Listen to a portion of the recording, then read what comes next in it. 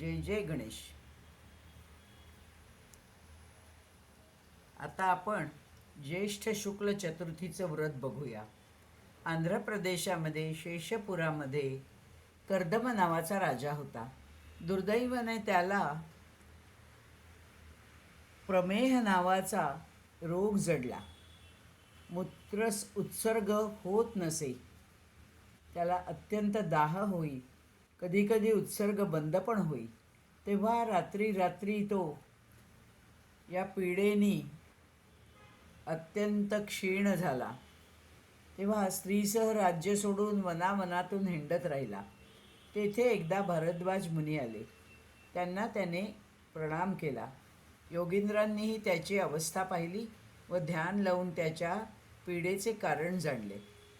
तेव्हा त्यांनीच येऊन राजाला सांगितले की हे राजन, तुझ्या राज्यात चतुर्थीचे व्रत नष्ट झाले आहे, म्हणून हे व्रत तू ताबडतोब करायला सुरुवात कर आणि हे जेव्हा घडेल तेव्हा सगळी परिस्थिती पालटून जाईल. राजेंद्राने चतुर्थी व्रताबद्दल विचारणा केली. भारद्वाजाने संकष्टी वरद चतुर्थीचे व्रत करावे असे सांगितले. चारही पुरुषार्थांचा लाभ होईल असेही सांगितले. माझीही कथा ऐक. मी योगशांतीसाठी ह्या व्रताने पूर्णता लाभ मिळवला. रैवत योगींनी ब्रह्मणस्पतींचे ज्ञान सांगितले. तेव्हापासून मी गाणपत्य झालो आहे. तेव्हा कर्दमास अष्टदशाक्षरी मंत्र दिला व ते अंतर्धान पावले. नंतर राजा राज्यात परतला. वरदा संकष्टीचे व्रत प्रजाजनांसह आचरले.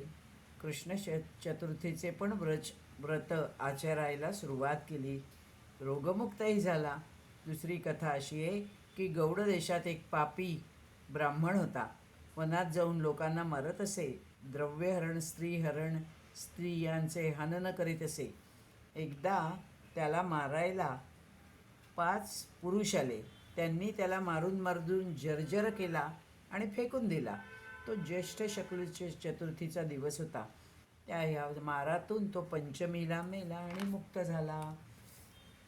अशा ह्या चतुर्थी व्रताच्या अनेकविध कथा.